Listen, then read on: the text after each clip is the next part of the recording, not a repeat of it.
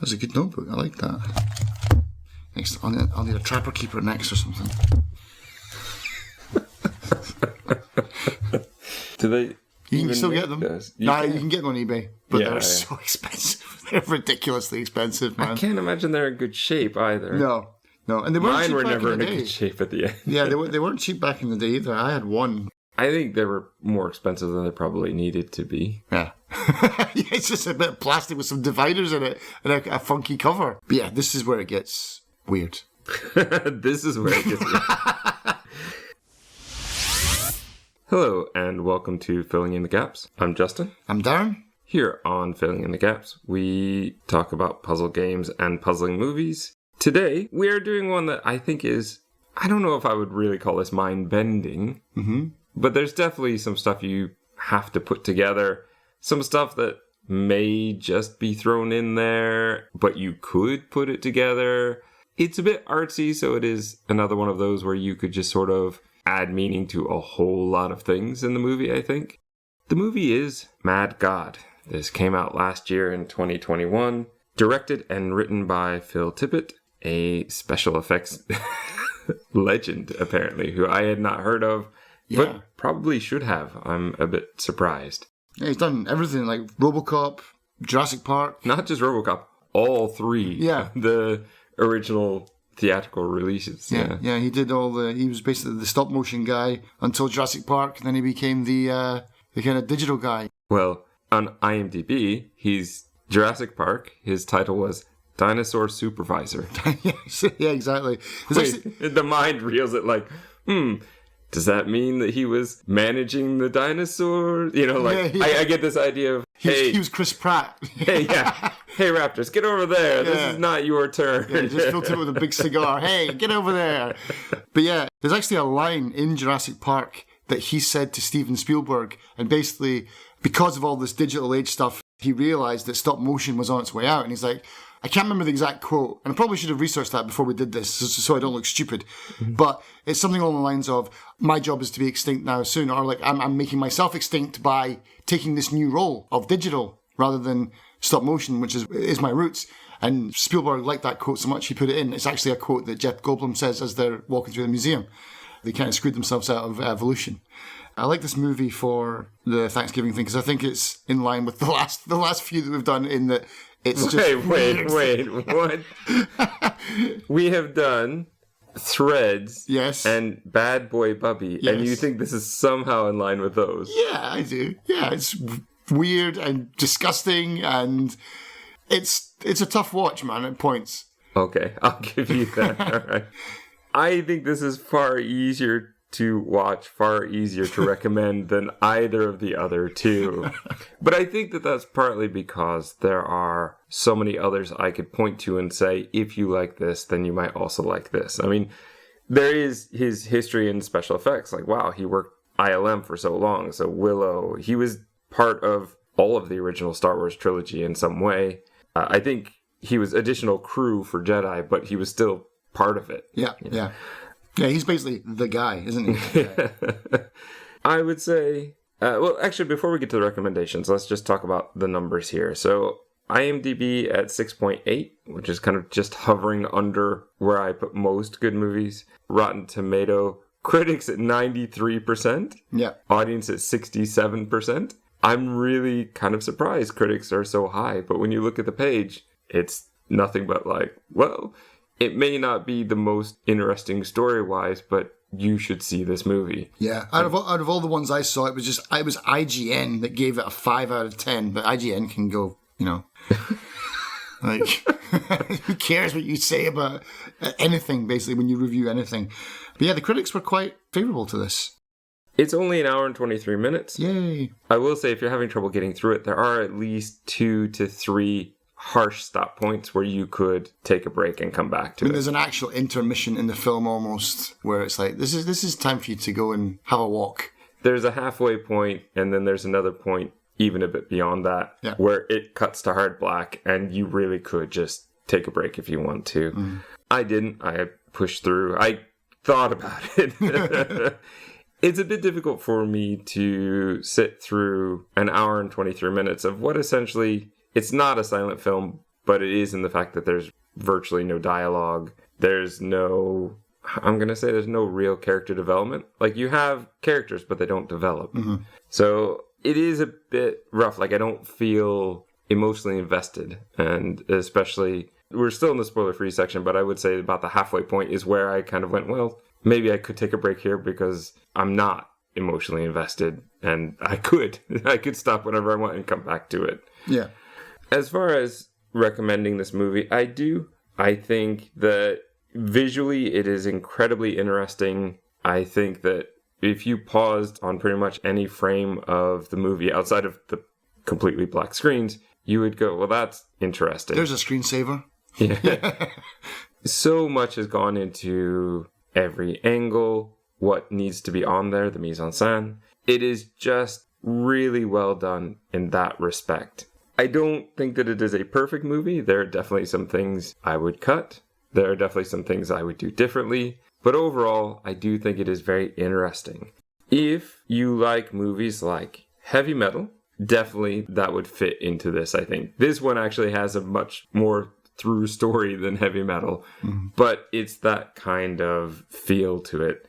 Also, that kind of feel to some of the visuals as well. Stop motion's a very different animation style, but it definitely has that feel. I would say even things like Sucker Punch, which I feel have a very weak framing work to basically make 3 short films that are all action oriented. You kind of get that here. Even things like Fantasia, I would say, you're basically going in for the visuals, the art, and that's the strong point. Mm-hmm. And so I kind of feel that would kind of work. And if you're into games like ones we've talked about, like Little Nightmares, Limbo, Inside, this feels very much in vein with those as well. I would recommend it. I have some caveats as well, but I would say that this is definitely an adult film. This is not meant for children. No. There are a number of things in here that you would probably not want them to see. As such, some of the stuff we're going to talk about, like, we'll try to keep our language clean, but otherwise there are a couple things we're going to have to talk about. But this is nowhere near Threads or Buffy. Like, this is, I feel much more comfortable, like, yeah, we can talk about this than some of the others. Some of the stuff that we could talk about, we don't really need to because it's not important for the story. But I would recommend it on visuals alone. Yeah, I mean, it's an experience, isn't it? It's something that I think if you're into art and films, then something, even if you didn't like it, I think you would be better off having seen it. I agree. And that's pretty much it. Once we get into the spoiler section, we're just going to be giving it all away. So if you want to go in clean, pause now. Go on Shudder. Yeah. Go take a look at Shudder because this is a Shudder original. And then come back and listen. For the rest of you who have watched Mad God or don't care about spoilers, well, join us in the spoiler section.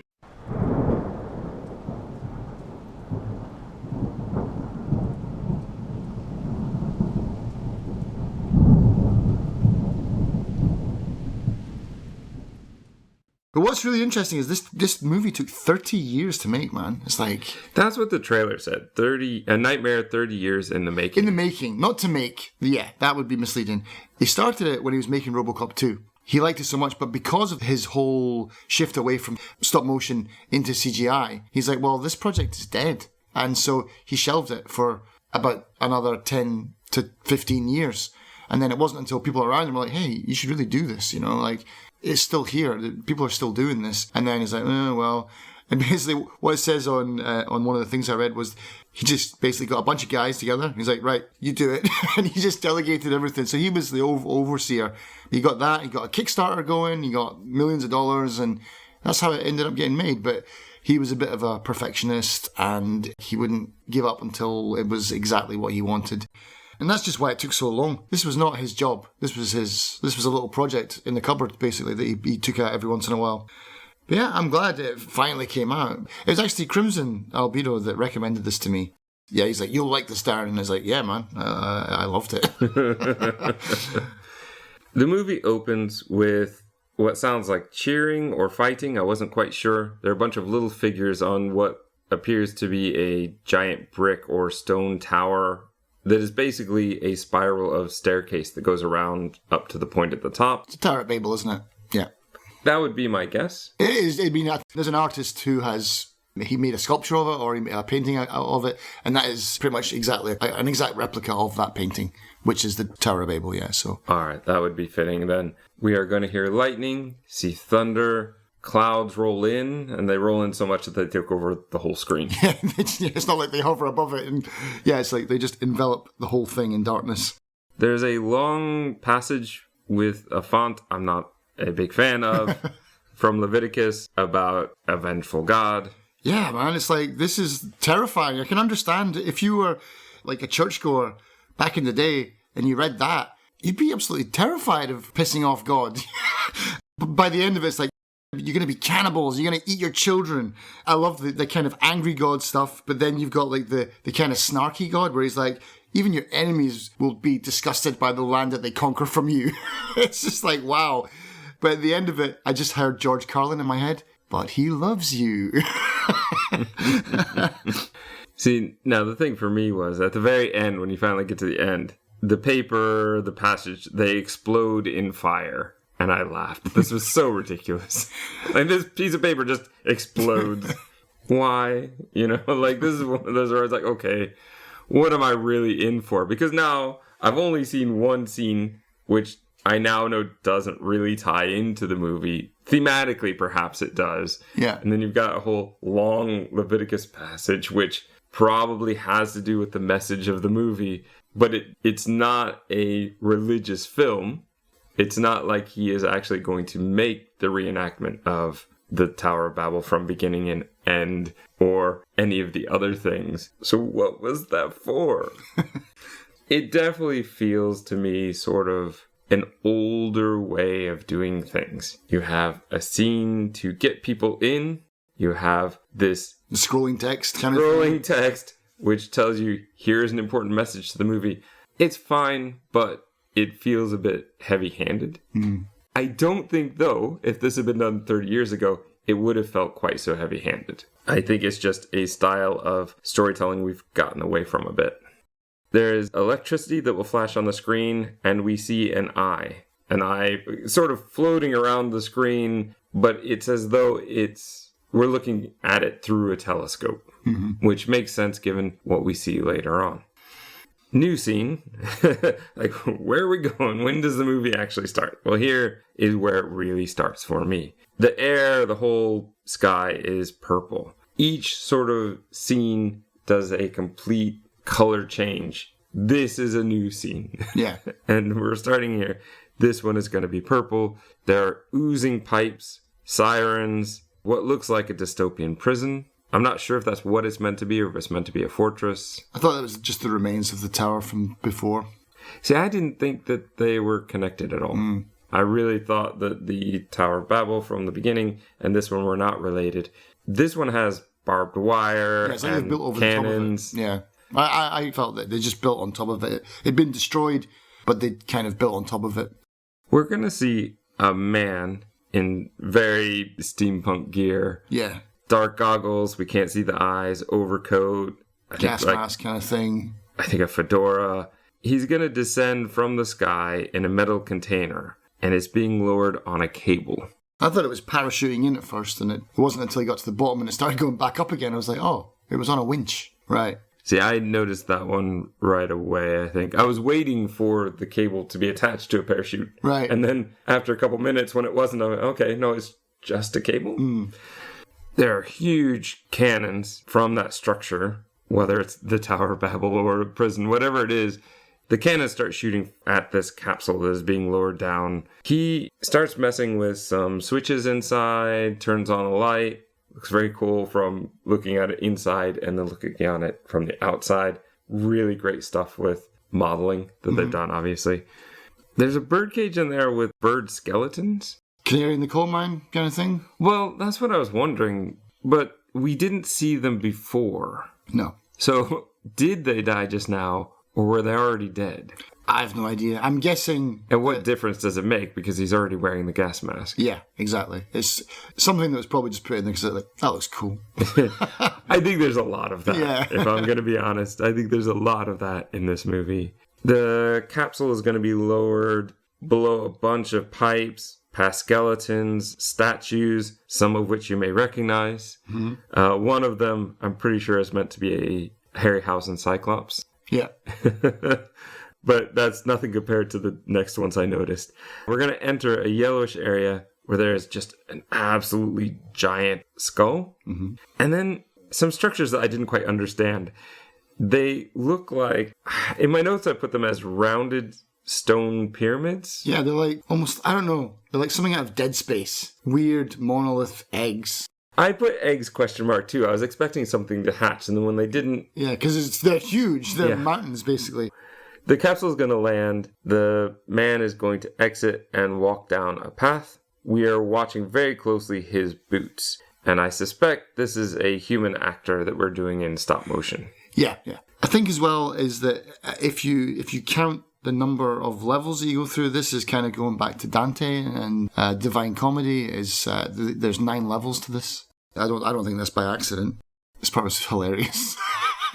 We're going to hear some chattering, some bickering, high-pitched voices. They look like, I mean, they're only about 2 inches tall. They're these 2 men in Santa hats. I guess they're like little elves or something. Yeah. They're fighting over a Santa figure, and our protagonist just steps on them. Yeah. I don't know if it was a figure or if it was clothes and they were fighting over the clothes. I couldn't tell. At first I was like, yeah, they're so tiny. But then by the end of the film, I'm like, they're probably quite big because the guy at the end, he's dwarfed by these guys. These guys are giants compared to him. When he gives one of them the scroll at the end, he's actually quite small in comparison to these guys too. So it's like all of the sizes are way off in this. I have no idea, honestly. But yeah, in comparison to him, who they call in the movie, I think the assassin. I always call him the hero at first because I was like, oh, he's the hero of the film. Yeah, that's fine. I think I started to refer to him as... Well, at one point I mistakenly took him because we don't see the character of... I mean, we're in the spoiler section here. We don't see the character of the last man for quite some time. And so in my head, when I looked at IMDb, the very top thing was the last man. And I went, well, that must be our protagonist. But that's not. Yeah. That's not at all the case. Once I realized that was the thing, I went back and I put soldier. But I think you're right. I think it's meant to be assassin, especially given what the soldier's goal is. Yeah. This whole area, though, it's quite cool. It looks like something out of Fallout 3. It's basically when you're trying to get to Megaton, isn't it? It's just old fences and telegraph wires and everything's been blown apart by nuclear war kind of stuff. It's grim. He's going to look at a paper. It's a guide or a map. It's pretty much unintelligible, but the way he keeps checking it, you know that it must be because this is guiding him along his path. Yeah. And I'm not sure if it just happens or is he shredding the map as he goes. I think it just falls apart. Certainly the last time we see it, it just falls apart. But at this point, I wasn't sure if he was ripping it off, if that was a way to hide the fact that they know something, or if it was just for his clarity of step 1, do this. Okay, step 1 is over. Done, yeah. I wasn't really sure. I like the imagery of it, though. I like the idea that he's shredding it as he goes. I don't think he is, but then that begs the question, like, so this map has been around for a really long time, and it's so brittle that it's falling apart. Do they somehow get the map back to the next assassin, or what's going on here? It's odd. I don't know. I can't imagine that. No, I can't. Not given the way that we see it. Yeah.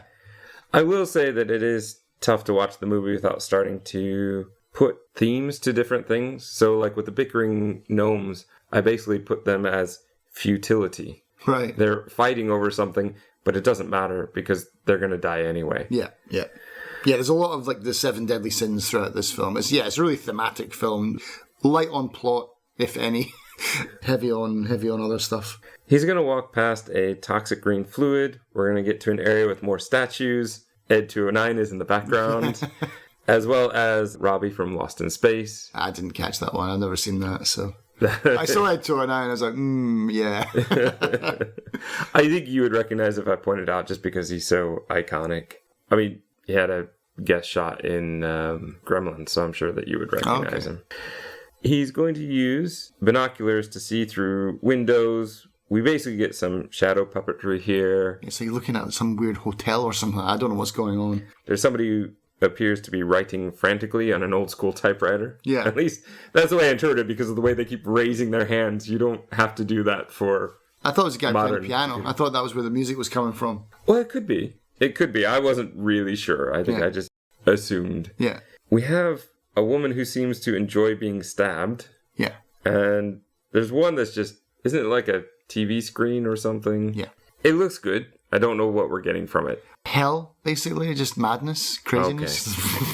Perhaps then, perhaps. We see a bell, a man in a rag mask who is probably a leper, but the way the mask and the goggles look, it reminds me of the Invisible Man. Yeah, he looks like an elevator, like bellboy or something like that. He's got like a red blazer and stuff. He's going to crawl out of the barrel, and this sort of weird two-legged creature has, I don't know, a blobby chicken, but the head is not a chicken, right? I mean, it kind of looks like those little robots from Teenage Mutant Ninja Turtles. Do you remember those? The little white ones on two legs. It looks kind of like that, but made flesh. Right. And it's going to be basically captured by this man, and then thematically, there's always a bigger fish. Yeah. Out comes a freakish mutant with human-looking teeth and humanish eyes and a giant cleaver and what I think are Christmas lights attached to its face. And it's going to come out, stomp down, and grab the guy out of the barrel and butcher him. Yeah. Like, literally put him on a butcher's table and use the meat cleaver to butcher him for later. I like this. Not sure that this visual style is my style, but I like the idea of he catches his food and then he becomes the food.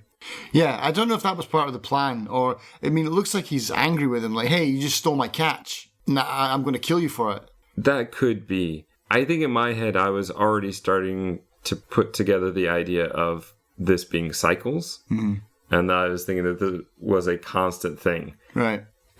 So this is happening all the time. A small trap to catch the smaller prey. That is a trap to actually catch the bigger prey. Yeah. In my head, it was already hitting cycles. And maybe that's why things later didn't seem so surprising to me. Our protagonist is going to follow some more instructions, pull a wire cable, and that's going to break the floor under him, and he gets lowered down among more pipes. He finds a lab with, it looks like a monkey or a chimp strapped to a table. There are other creatures in tanks and cages. There's I can see your face now. I wish the listeners could see your face right now. There's a creepy, seductive doll. I was going to skip this part entirely, but you brought it up, so go for it. It's trying to be, but this is the type of thing we have talked about on one or both of the podcasts before. Mm-hmm. I'm sure when I played Agony for Buyer's Remorse, this is one that I discussed, saying sex as shock value just doesn't really work for me most of the time anymore. It did when I was much younger, but I've become so desensitized. I've seen it so many times. It just doesn't have that effect on me. So when I saw this, I went, that's pretty weak. I was just like, it was just weird. Yeah. Yeah. Weird, fine. If you're just going for weird. It feels like it's meant to be more. And I just start to lose interest. There are a few times where they do this in the movie where I'm just like, I didn't need that. And it doesn't, to me, really add anything. Especially because our protagonist here doesn't interact with it in any way. I think that's important, though. Because I think the whole point of this, just is kind of me jumping to the end, but he has so many chances to interact and to potentially save some of the characters. He ignores everyone. He's almost as blinded by these guys, like blinded towards these guys as God is to us, kind of thing, in a way where he doesn't take any interest in them and doesn't interfere with them. I think if that was their point, if that was Phil Tippett's point, to like just to add another example of him turning his back on them, then mission accomplished, I guess, for this scene. It just adds to the number of other times that he does the same thing in action. Right, but yeah, I can understand that point when we're talking about the animals who are trapped. Right. But the creepy doll? Yeah, the creepy doll was just there for weirdness. Yeah. I could see that, though. I saw it more as just being focused, having to follow the plan. Yeah. The overall mission is more important than, if you stop the overall, you stop this as well. Yeah. I would say it makes for slightly less interesting content, though, just in my opinion, because I want to see this character interact with other characters, and we don't get that. No. Not at all. Yeah, so like you said, he basically just closes the door, sadly looking at the monkey in the Monkey way. strapped to the table. Yeah. Sorry, dude. We're going to get thunder again, and we're now in a reddish area. There are skulls and skeletons of different kinds. Many seem to be coated in a red goo of some kind. I think this probably has to do with how a lot of humanity died, probably in some sort of biological warfare. Mm-hmm. That's my interpretation anyway.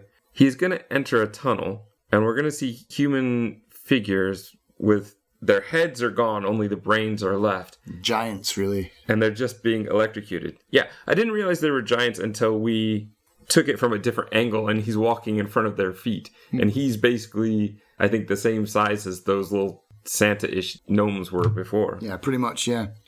This was a nice scene, and you can see where Phil Tippett's kind of got some of his inspiration from, because I think this is straight out of Garden of Earthly Delights by Hieronymus Bosch, with the devil sitting on the chair, basically defecating into a pot. Is that what's going on? Because I wasn't sure if the nasty goo was actually coming out of them or not. I think, sometimes it's hard to tell. I don't know.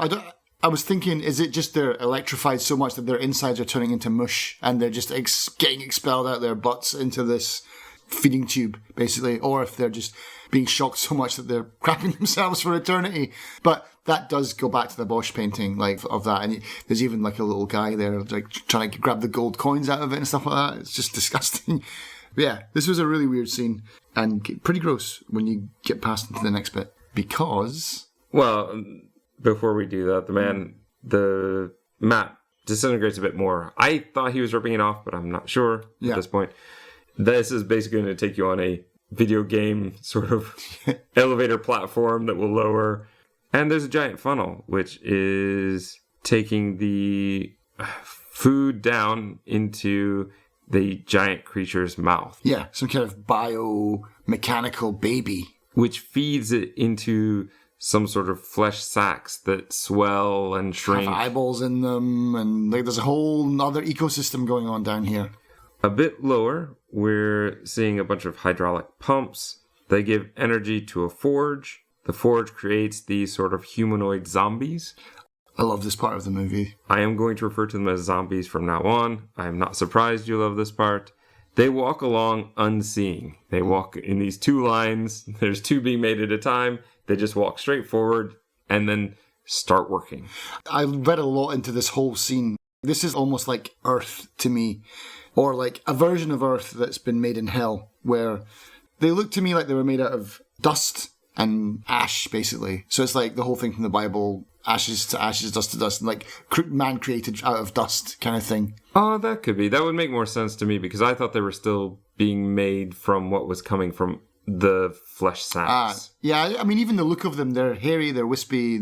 I think your interpretation is much more spot on. It just kind of makes me go, well, then where does that stuff go? I think that just powers the factory, maybe, or something like that. Yeah, like that is the energy for the heat of the forge, perhaps? Yeah, okay. Maybe.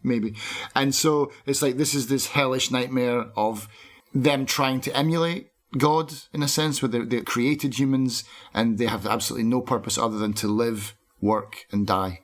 Yeah, this whole scene was comical as well. It's so funny, this part. It gets hilarious. I laughed out loud on a few occasions. We have small robots that seem to be walking along. We have a giant, I think it would be what you would normally see on docks, a shipping container transporter crane where it can lower down, but instead of picking up a shipping container, it's picking up these giant larvae.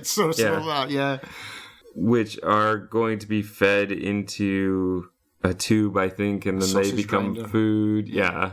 I love how even one of the guys just throws himself in with it just to get ground up. He's like... I didn't think so. I think the other guy pushed him. Oh, really? I'll have to watch that again. If he pushed him, that's even funnier. You have, as I said before, zombies that just seem to work and they don't care about what happens to them. We have some that just walk right into a fire pit. We have a train that's going to hit some. We see giant nuclear power fire stacks or smoke stacks in the background. We have a large creature that is turning the cranks. This is bringing the larvae to the funnel, and in my notes I put that he pushed him in. That's what I thought anyway. That's awesome. I mean, it's not awesome, but... They're giant slabs that are being knocked over by a zombie to crush others. Those giant slabs are also ones that were levitated and start flying around, and they just start decapitating zombies at random times. Yeah. But those are really important to the film, I think, because we see them later. Yeah. Let's hold off on that till we get to it. We're going to see Giant Scoop that is picking up corpses from a huge wasteland, like a junkyard of bodies. Yeah. And it is going to put them on the train. We're going to see the giant larvae being brought in and butchered by the zombies. And this is a part where they're arguing or talking and the train just hits them. Yeah. Safety in the workplace, folks. Come on. Okay, next part. I'm not really sure even how to describe it. I'm not sure I really want to. Oh, the weird pig things that they... Yeah, it looks like there's a tall red creature. I wasn't sure what he was trying to do. If he was trying to milk the creature or if he was trying to clean up after it. But it poops so hard it launches him back. Yeah. Which, you give me a look like that was unpleasant. But I thought that would have been one of your highlights of the movie. No, I don't like in films. I really don't like it. I don't like it in games. I don't like it in films. So these kind of parts gross me out. So these larger creatures, I'm going to say they're sort of the slave drivers because they are whipping the zombies to work. There's babyish, childish sounds annoyingly coming from loudspeakers, and you also then get to see a giant structure that just has screens on it with mouths and eyes, and it's making these sounds. Yeah. It's not pleasant. No, it's not. But I think it's important as well. It's just like this. It's just gibberish. It's just absolute nonsense that no one understands. Hence the whole Tower of Babel thing from the start. And yet the zombies are watching. But yet they come. Yeah, exactly. They all kind of seem drawn and they flock to it. The man's instructions just fall apart now. There's a small zombie, which I don't know where that came from, because they're all the same size. But we have this cute zombie who's looking at him. Yeah. Just so I think that we'll be sympathetic to it. Because the man is going to go down this hatch he can open and get away, but he's watching with what appears to be some emotion as the slave driver is stomping him to death, stomping that cute little zombie to death. Yeah. Okay, so here's a black screen. Here's one of our first. This is not really the best point to stop because things are still going to be happening. This protagonist is still going. But I think that this is a good time to say, take a second from all the visuals, let your mind relax before you have to see the next set. Yeah. The man turns on a lantern and he goes down a green, slimy set of stairs. He steps on a bug, which screams. He is at the bottom in what looks like a cavern. Yeah, I like how this whole world is so dark and disgusting and dreary. But even this place is doesn't even have light. Very symbolic. I didn't really notice before the briefcase that he was carrying. But as soon as I saw the pile of briefcases, I go, well, that looks like yours. And this must be a cycle. And this is so... I'm sure Little Nightmares stole this image, because it just looks like something that would be in Little Nightmares. Wouldn't it have to go the other way around? Oh, yeah. Well, I mean, I'm guessing that this was made probably way before, but yeah, it's it would never have been seen. Yeah, this was probably made in the 1990s, I guess. Actually, just delete that part. That's dumb. I would say that we have probably seen this vision elsewhere, this sort of imagery elsewhere. Even as recently as when we played My Memory of Us, there's a huge pile of suitcases. It has a very different meaning, though. Yeah. In this case, they're all identical briefcases, and that indicates that this has happened before, and when he opens it up and it's a bomb, obviously it must have failed before. Thousands upon thousands of times. The clock will tick. There's not enough time to get away. No. This is definitely a suicide mission. However, the clock fails, and it seems to be unable to tick over the last second. Just going back to 2 to 1 to 2 to 1 to 2 to 1. A large spider-like creature of metal and flesh will grab the soldier and carry him off. Our next scene, it's a very weird transition. Yeah, this is what I meant by a kind of intermission almost. This is where we get real people. It's almost like watching Mystery Science Theater, where it's We can see the backs of their heads in the cinema, but it's more like they're behind a sheet, aren't they? It's like, again, shadow puppetry almost. It's like a show where they're all laughing at them, stripping down the assassin, taking off his socks and his shoes and his helmet. And being injected with something. That's right, getting injected with something.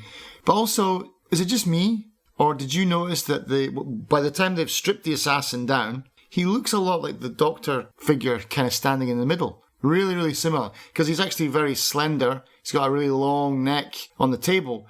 And the guy right in the middle looks the same. I think that definitely could be part of it. So it's like, is he one of them? And is this what we've become? Or when I say we, is this what they've become? I think there are a couple different ways you could look at that. I think that you could look at it as the Last Man has taken some of their soldiers and converted them to his. Mm-hmm. You could also look at it the other way around and say that they have found a way to take the soldiers and convert them to be something for them. Or like they've kind of defected.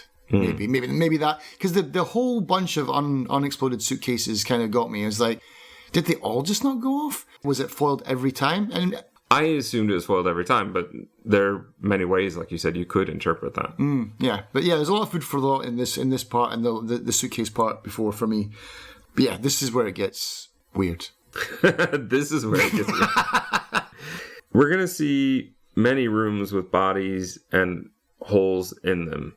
Basically, we're looking at the cutaway of a giant structure with, let's say, hundreds of rooms with all these bodies that have been through whatever this doctor is going to do. And it's doctor in air quotes, but yeah. Yeah. It's like the world's most disgusting advent calendar. Our character is going to look around. There are needles and tubes attached to him, and time is slowing down. He's looking around. His eye sort of pops out of his head and can look around. Yeah. He's going to see x-rays, what I think is a picture of Gandhi above it. We have the doctor and nurse walk in. Certainly she seems to be a human actor, but in this scene, it's done through stop motion. I like what they've done with this. It is. If you want to go for creepy, this works. Yeah, it's really good. They're going to cut into the man and start taking parts out. At first, it appears to be organs, but then it's metal necklaces, coins. Jewelry, it's weird. Then it becomes books. And he really gets in there. Oh, yeah. I put in my notes, he's elbow deep in him now, yeah. Yeah, this part is not for the squeamish, that's for sure. It turned my stomach a little bit to watch this. And here pops out a baby tentacle creature of some kind. Not the first one. There was several dead ones before that. Yeah, before. But that's what they're looking for, isn't it? They finally find this living one and they're like, Eureka, It cries like a baby. The nurse takes it down the hall. Though at this point, she stops being in stop motion. And that almost seems more strange to me than her being in stop motion. I didn't like that. I wish they'd kept it up. Yeah. If you're going to do it for one scene, do it for another. Why does it work in the room, but it doesn't work in the hallway? Maybe it was really hard to do, and they just... Certainly would have taken a lot more time. Yeah, maybe it was a budget thing, or time. Well, you had 30 years. Depending on how you look at it. Yeah. I assume that most of this stuff is probably more recent stuff. The doctor turns on a drill, cuts into the soldier, who is somehow still alive. So that destroyed my theory that they took the life out of him. No, he's still alive because his eyes are still moving around. Yeah. Drill into the brain, and the camera follows into the hole. There's some sort of small antenna, satellite dish in this room. The doctor is watching the signal, basically, and watching what's going on. Yeah. Seeing inside his head, I guess also seeing some of his thoughts and memories. I think that's what it is. Yeah, it's basically he's getting to see his memories. We see the human, the last man, I think now, who is looking out through binoculars. They're men like this soldier, or soldiers like whatever this person is. Now that we know he's made of books and jewelry, what is he really? Mm-hmm. Which ties into a lot of the movies that he was working on. RoboCop, how much can you replace before you take away the humanity? Right. They are cutting up blocks of some kind. They're digging. They're trying to break down these giant doors, a kind of gate into a fortress, which I think is the one we saw at the beginning. They appear to be soldiers. Some start yodeling. Others are like wailing. We see the man, the human man, I think, in the bunker. And he has ridiculously long fingernails and toenails. Didn't understand that at all. Yeah. I mean, if you don't have nail clippers for eternity, then they're going to be a lot longer than that. Just either have them or don't have them manicured to that ridiculous level. Come on. Maybe that's the point. Maybe he doesn't care, or maybe he cares a lot. Maybe he's proud of these nails. Who knows? Not really sure. But that's the thing. There's no development of that. There's no character development at all. This is the first time we've met this guy, and we don't really see much of him afterwards. Who the hell knows what the deal is with those nails? I think part of it could say that if you can keep nails like this, you're not actually working. He is making everybody else do the work for him. But I even think just the simple things that he's doing of choosing clothes, moving things around, you're going to break a nail at some point. Yeah. But I do like how he doesn't actually speak. He just like kind of mumbles and groans and makes these weird sounds. You can help me in this because you're really good at this and I'm not. Who is this guy? I've seen this guy before. That I'm not sure. I saw the name. I mean, I did look at I looked him up on IMDb and I was like, I still haven't seen him in this film, but I know this guy's face. That I don't know. I'd have to look again. So, sorry. If we think of it, maybe we'll throw it in the video. Or if someone knows, let us know in the comments. Because from what it looks like he's directed a lot of stuff. But I'm sure maybe I've seen him on one of the British talk shows or quiz shows. Maybe that's where I've seen him. Because I don't recognize any of the films he's been in. If that's the case, on the database, you want to look under self. And then that will give you interview times and panel shows, that kind of thing. Okay, so that's I'll look that up because it's really bothering me. It's really bugging me because he's got a very unique face. Definitely, he's definitely what's the word I want to say? Let's leave it at that. He's got a unique face. It's one of those times where it's like when I'm doing the edit and I'm like, okay, let me finish that sentence. Oh. Darren never did finish the sentence, so it appears as though I'm cutting off your sentence, but no, that's just where Darren ended.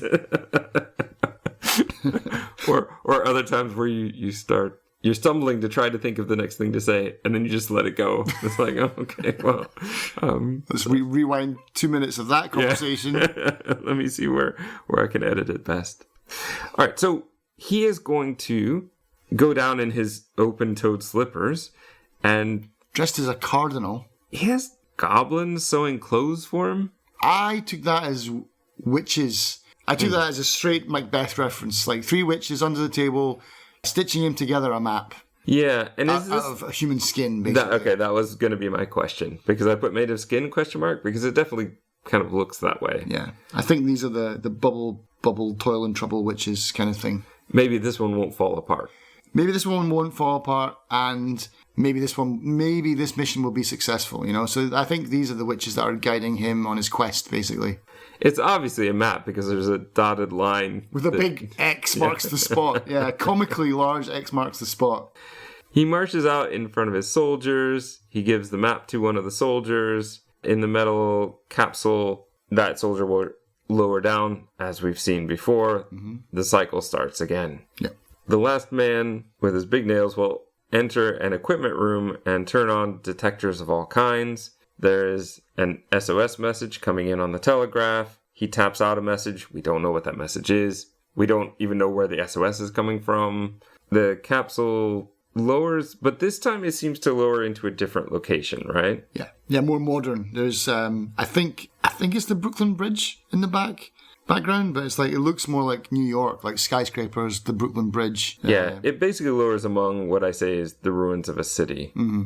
The ruins are a greenish copper everywhere, which doesn't really make sense. I don't think. I mean, we have statues that are made of copper, but not whole buildings. Yeah, that might make me lean more toward DC, but New York would have the Statue of Liberty, which would have that greenish copper as well. So, yeah, I'm not exactly sure. I'm just going to go with a city. Because I think there is the White House in the background. I think you get to see like the pillars of the White House. This might be a mishmash of different structures. Yeah, I think it is just. However, listeners, if you know for sure that this is a very specific city, let us know. We're always glad to be informed. Yeah. Yeah, so the soldier's going to walk through this ruined cityscape. There is what I describe as a large land octopus that lowers. It is a reddish creature that lands, and it has about 6 feet or something, and a bulbous head. It's a virus. That makes sense. It starts poking zombies to death, basically. Yeah, if you look up a picture of of what a virus looks like in a microscope, it's exactly like that. It's basically some giant virus. But my virus theory kind of got popped immediately as soon as he popped the first zombie, because it's like, aren't viruses supposed to inhabit a host? It's like, he's just outright killing them. It doesn't really make sense for a virus it wants to stay alive. More thematic than anything. I will say, let me say this now, and I'll probably say it again at the end. I definitely was much less interested in this part of the movie. I think once our first protagonist was taken out of the picture for the most part, the one that we had been following for half the movie, about 42 minutes, something like that, that was who I was following. That was who I supported. And then you took that away, give me weird guy with his nails, and, oh, don't worry, I've got thousands of soldiers. We can just keep doing this forever. And I was like, okay, well, here's just another guy then. It sort of takes away what I emotionally invested in the first one. And I also think that the second half, though there are a lot of great visuals here, I think that there were some things that were a bit more rushed for time, and the animation isn't quite as good. And some things that they do with models instead of animation, where I'm just like, okay, this doesn't work as well for me. We'll get to those when we get to each of those scenes, but I'm just gonna lay that, cards on the table. That's how I feel about the second half. The first half for me was far more interesting. And I think that the first half is what he got done in the first 10 years of the project as well. And so that whole first half was basically a short film. I mean, they could have, honestly, if they'd ended the film at the pyramid of briefcases and then just like fade to black, I would have been happy. I would have been like, yeah, that was an interesting thing, like an interesting kind of short film to watch. Yeah, I agree. I think that would have been solid, beginning, middle, end, and I think that would have worked very well for me. It's almost like the people that encouraged Phil Tippett to continue with it kind of ruined it a little bit, almost like just putting stuff in for the sake of making it 90 minutes. Yeah, because I agree. It's like, I do like the rest of the film, but there seems to be a really bright line in the sand that divides this film into two separate films, and they kind of clash a little bit. Yeah, and like I said, we'll probably get to that in the end again as well. The soldier's gonna hop on a motorcycle, ride through the city. We see zombies being killed. There's some lewd acts going on here that I don't think we needed. We're gonna enter another scene. This one is orangish in color. The motorcycle, of course, is going to run out of fuel. He's going to get into a car. He has to hotwire it. Turns off the radio music by hitting the console. He's going to drive out through a crossroad. And this is one of those scenes where I was referring to a couple minutes ago, in the fact that this is a remote control car that's driving through. There's no animation happening here. And this happens a lot through this and through what I believe is the next scene with the giant tanks and everything, and the explosions that don't really work for me. The modeling is great, but this isn't animated, and it looks that way. And so it doesn't necessarily look like it fits with the other scenes. And I get it. This is a much cheaper way to do this. It is a much faster way. It is a much easier way. And for most of the stuff, a car driving across a crossroad, stopping at the crossroad and then continuing on. Do we really need more animation for that? No, but it doesn't feel like it gels. To me, it's like the nurse in stop motion versus the nurse just walking down the hallway. Mm-hmm. That inconsistency I notice, and I think most people probably wouldn't care and they'd be fine. But I do feel like these are moments that don't have the same meaning to me. We are going to enter a darker gray landscape. There are pterodactyls flying around, smoke, piles of something. At this point, I don't even care what they're piles of. A lighthouse.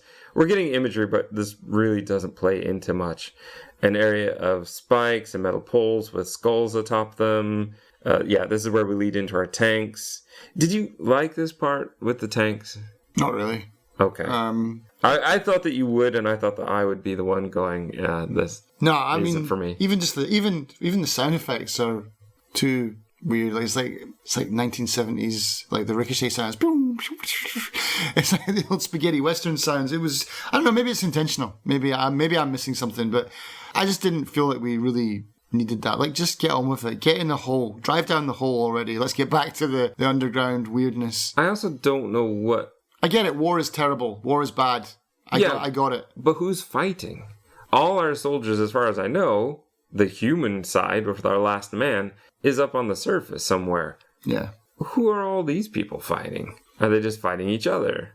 I think so. I mean, that's it. It's just like the madness of war, and the war never stops. Just keeps going forever, blah, blah, blah. But it's like, we got that in spades the entire film. We know about how bad humanity is. We're also going to pull back. We're going to see what looks like a tornado on the left side of the screen and mushroom clouds forming in the background. There's some unnecessary graffiti in here, which is the only English we get in the whole movie. I wrote this down because I was like, A, it's spelled wrong, and B, is it referencing something else? Who's Joel? I looked it up. It doesn't seem to have a purpose. At least nobody on the internet has discovered its purpose. I think it's just unnecessary. I think it took me completely out of the movie at that moment. I mean, if it was like Kilroy was here... I would kind of understand that. Yeah, exactly. But yeah, it caught my eye too, and I wrote it down letter for letter, because it's even spelled wrong. It's like, doesn't make any sense. Maybe that's the joke. Maybe. When you're insulting someone else as intelligent, but you're dumb too. Yeah, I don't know. Who knows? It just didn't work for me. But Joel, if you're listening, you're all right, son. We're going to reach another pile of briefcases and a closed gate, but this is not, as far as I know, the same pile of briefcases. The radio is going to come on again, the gate's open, and the car is going to drive on a very precarious ledge. And this goes on for a little longer than I would have preferred. Yeah, I wondered about this. I was brewing up some weird theories by this point. I mean, it's further descent again, obviously. Yeah, but is the world inverted? Because this looks like what would be the tower from the inside going down. Have we just gone through like an inversion? I don't know where I'm going with that theory or whatever, but that's what it looked like, the inside of the tower that he was driving down, like the inside of the pyramid. And I just wondered why, but I never thought any more about it than that. Because it's probably not that at all. It's probably just a weird stairway down into hell again. We're now going to cut back to the doctor and our first soldier. The nurse is still carrying the baby. She comes up to a... Giant entrance. It's going to open. A machine creature sidles up. Well, I said that, and I wasn't really sure. After this point, I start to refer to it as a Reaper, because I really wasn't sure. It basically kind of floats around. I said the floating plague doctor matron. Yeah, pretty much.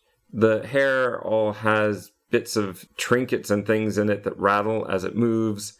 It's got the plague doctor mask, kind of raven head. It's a very interesting look, and I love that, and I love the way it moves. It does move very smoothly. It is meant to hover over the ground, and it looks like it is doing that. It's ghostly, yeah. I like this a lot. And this is obviously not stop motion, but it blends well. I don't know.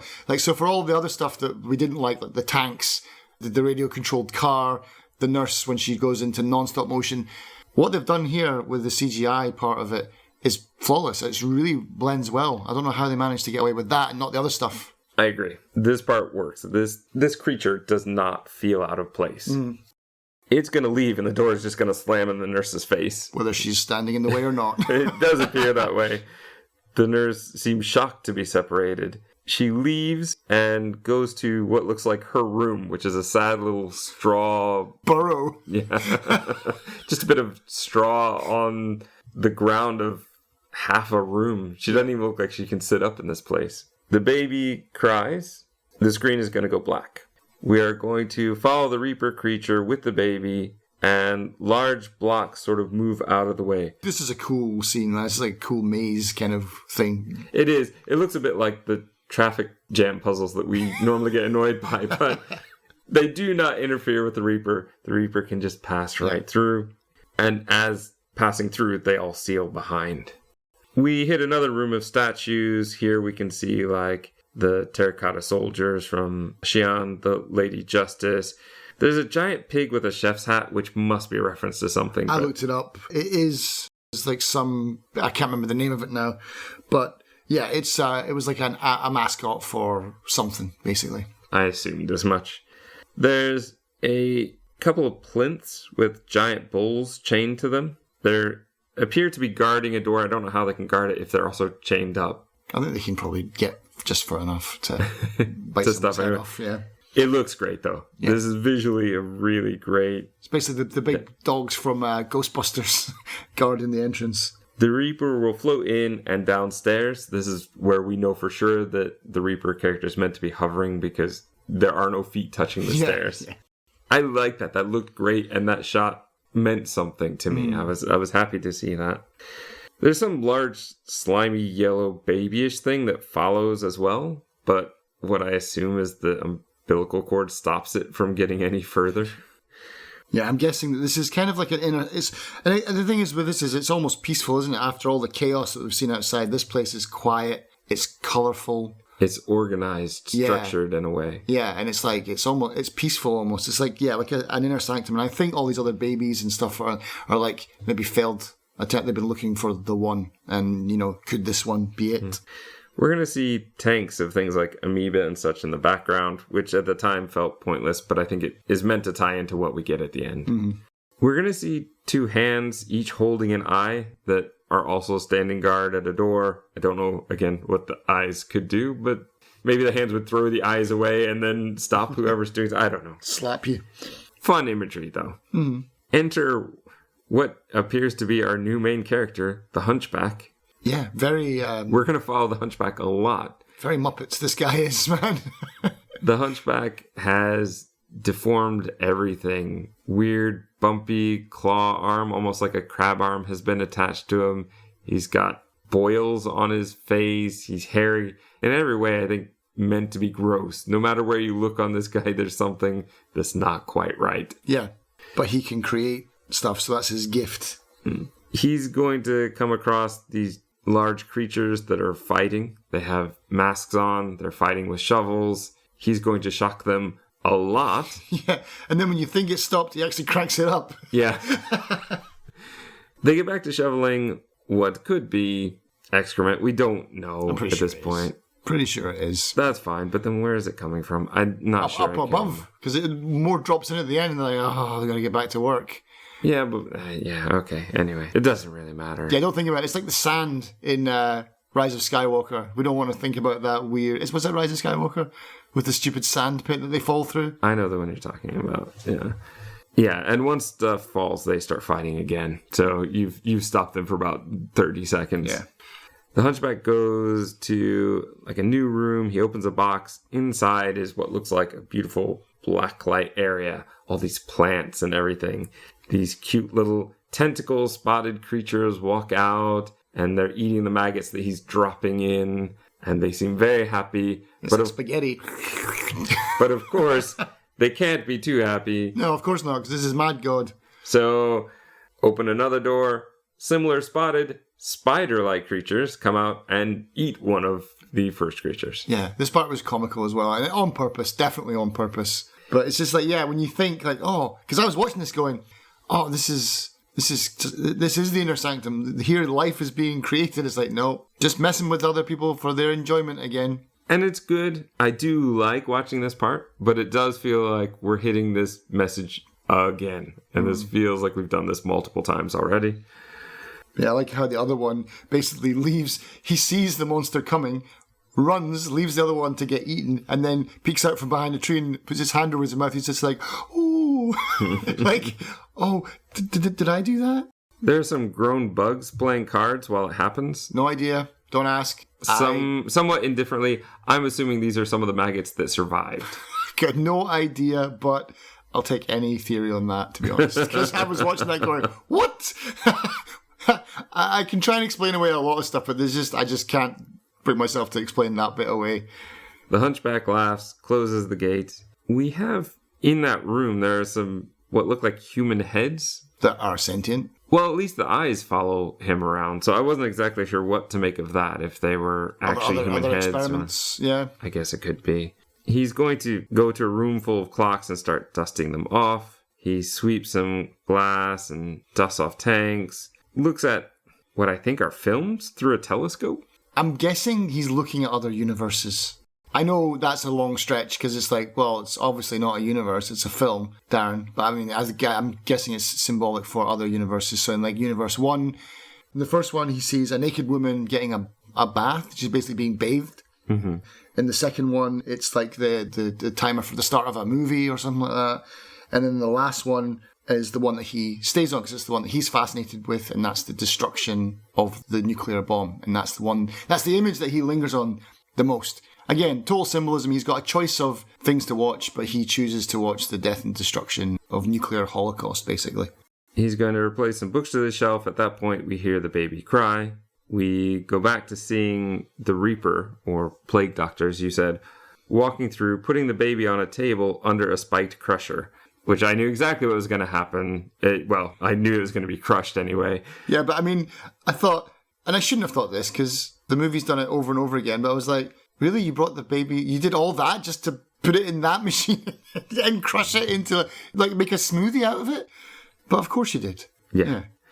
I did notice, though, the spikes are clearly, they look like soundproof foam. I was like, that's not real. But I'll cut them slack on that one. Yeah, so crush the baby, you get a sort of liquid that is smelted into a brick. The Hunchback uses a mortar and pestle to turn it into glitter. Gold dust, maybe? Yeah. The Hunchback is going to crank up the furnace. The powder burns. And this whole time I was like, what? This is a long way around to do whatever you're doing. But then it does create something. It creates a sort of eye-like shape in the air, which is possibly a portal. And I wasn't sure if it was meant to be a portal to another universe or a portal in time. I just thought it was like, this is them making the Big Bang again. Like they're making another universe. Okay, that could be. I think if they're doing that, then it is into another parallel dimension kind of thing. For me, I was wondering if it was meant to be back in time, if they were trying to fix all of the things that had happened before and start over, which is kind of what we get. We're in space. We see the planets aligned. A UFO flies out of nowhere because that's, I guess, funny. It didn't work for me. Complete with 1950s sound effects. All right, so one of our slabs from earlier is going to hit a planet. And at this point, I put, a 2001 reference? Yeah, that's all I can see. We get a long montage of liquids moving. I did not like this part at all. It's basically just a montage of life evolving again. I understood that, but these liquids don't look like life forming again. This is a bunch of just colors and bubbles. This does not look animated. This does not look like each one has been given thought or forming for a while, which does lead back to 2001. And this is part of where I lose the love I have for this movie a bit at the end with the 2001 reference. It's not just like an Easter egg with the... Like the Ed 209. Yeah. That, I was like, okay, that's amusing, that's fine, you threw that in. You're now taking essentially what is a reference from another movie and making it part of your movie. And I do not like that. Yeah. Unless they were friends and he asked Stanley Kubrick, hey, can I do this? Would that be funny? But even still, we have talked before in one of the Portal mods that we discussed about, they had permission to incorporate a lot of that stuff into their game. But once you start bringing a lot of somebody else's material into yours, I mean, I wouldn't even want Kubrick to have 2001 references tied into another one of his movies. Even his own films, yeah, I get your point, yeah. And to me, that feels kind of cheap. It feels a bit like a cop-out. Do your own thing. But I do think that it is a shorthand to say, yes, we're starting life over. Here's how you know if you've seen 2001 and you remember it. Yeah, I agree. It shouldn't have been in there. Maybe people like that, but yeah. I mean, it was perfectly clear life was evolving and the cycle was starting again anyway. And we had the monoliths from before, from the factory level of the hell, whatever it was, you know. So it's like, it was already there. I think that was a bit overkill, to be honest. We're going to see, as you said, life created, but it's going to be really accelerated From cells to human fetuses to skyscrapers to a radio tower giving off a signal to air raid sirens to a graffiti artist to an explosion. We see a dead body, a black hole, 3 more 2001 slabs fly out of it. So this is where it pushes beyond where I was happy with it.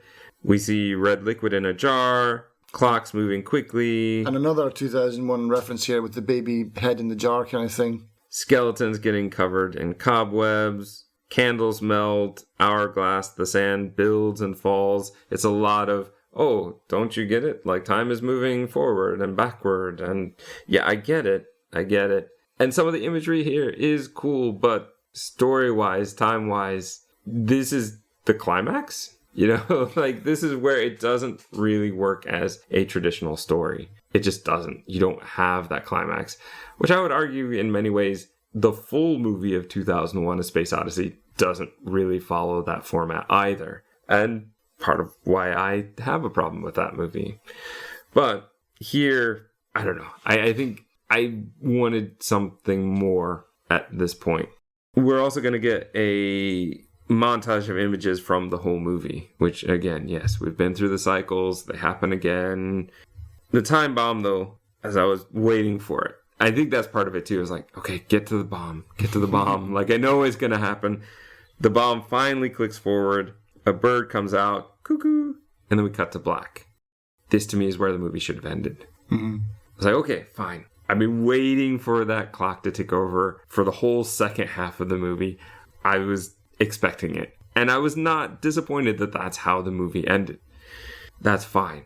Everything gets destroyed. And I think it's maybe a stretch to think everything gets destroyed from that one box of TNT, but there is a whole pile of it. And maybe it's enough just to take out whoever is running this ridiculous show underground, this side of the war. Yeah, because there's nuclear bombs being detonated several levels above, and that's not destroyed everything, so a couple of sticks of dynamite's not going to do much. We do get another shot of the last man on that sort of stage where they lower the capsules, and that's kind of it. You do, at the very end of the credits, you see lightning, hear thunder, and there's that human eye again, which makes me think it started all over again. And if so, then you've taken the one meaningful thing to me, which is, okay, it has finally ended and it will start a new cycle. It feels like, no, that didn't work.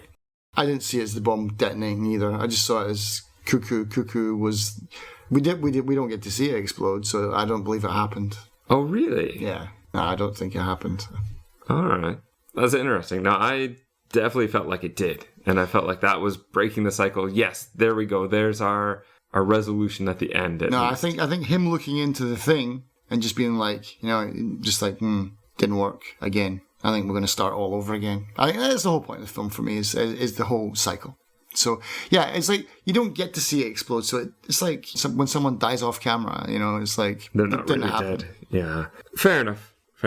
Mad God, for me, as I said before, is a really visually interesting film. And I'm glad to have seen it. It is a bit more art over story. Well, I'd say a lot more art over story. But especially that first half. It's great, man. The first half is amazing. Very interesting.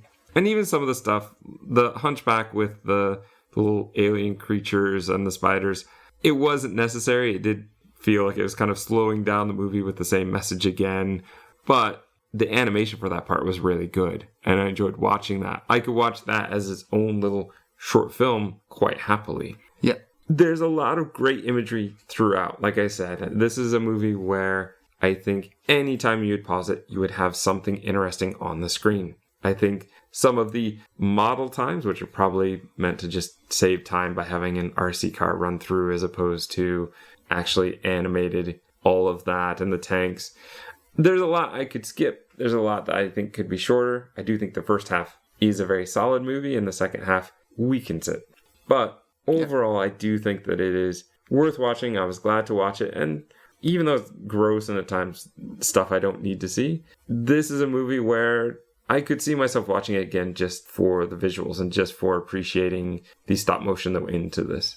Yeah, even the title, Mad God. I was thinking, like, even about the title, like, okay, so what does that mean? Because mad could be crazy, mad could be angry, mad Certainly could there be was stupid. vengefulness mentioned in Leviticus. the Leviticus thing. Yeah. And also, who is the last man? Because, I mean, I guess he is the last human that we get to see, but the doctor and the nurse look human to me. So he's not really the last man. He's maybe the last man up there. I was kind of obsessed for a bit afterwards, thinking like, okay, so who is he, right? And what's his purpose? Is he trying to end our suffering?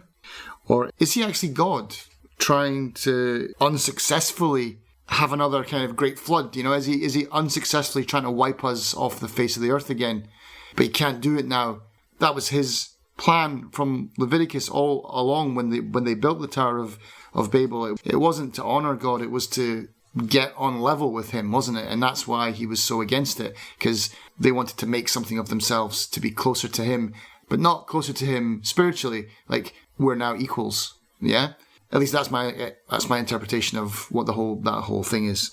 And so, is this God angered? But because humans came so far, he just can't get rid of them now. Now they are like a virus that he just cannot extinguish. Or was this hell? Because it sure looks like hell. But is that the point? People are just horrible. We're just evil and terrible people at heart.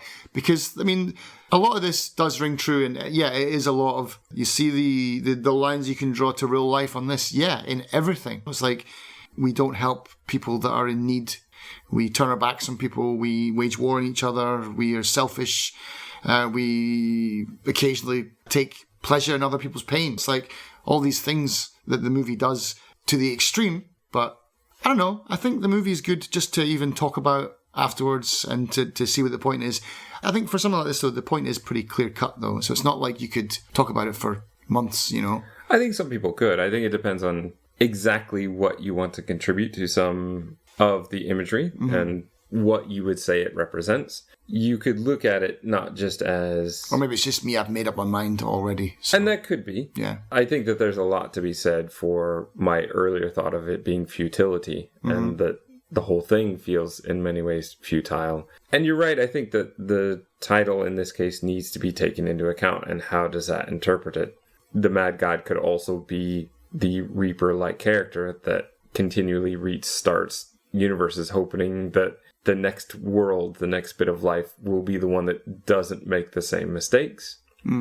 Yet he has a henchman, this hunchback, that clearly loves the destruction. Yeah. So how can he do that when somebody who works for him is hoping for the opposite? Yeah, that's true. I think that you could, and I think that you're right, that it could be a very interesting movie for starting conversations and saying, what does this interpret, or what does this make you think about? I do think this is the type of movie that will have you thinking about it long after you've seen it. I think that whether it is something that you took away as a message, or whether something really striking in the visuals, I think this is something that's always going to be kind of part of you. This is not a movie that will just be in and out. At least it won't be for me. Gaps filled and more gaps created. I think. I feel like there's more that should be there, but I don't. I think we've gone on long enough. How long was that? Yeah, about an hour and a half. So. No, I thought it was longer than that.